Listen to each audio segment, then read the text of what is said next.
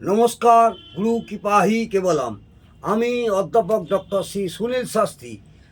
আমি আপনাদের একটা ব্যবসা কারবার দোকান যাদের খুব মন্দা চলছে সেই উদ্দেশ্যে এই ছোট টোটকাটি বলছি, মন দিয়ে শুনুন।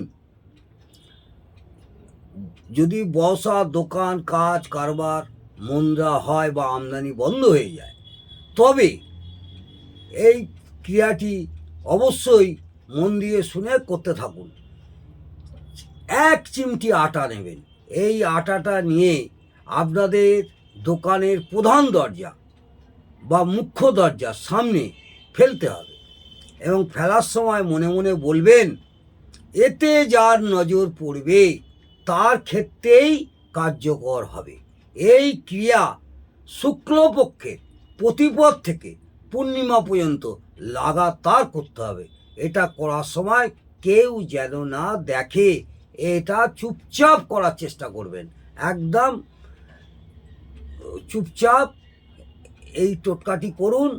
এই টোটকাটির ফলে আপনাদের আশা করছি আশানুরূপ ফল পাবেন। নমস্কার, জয় মাতা।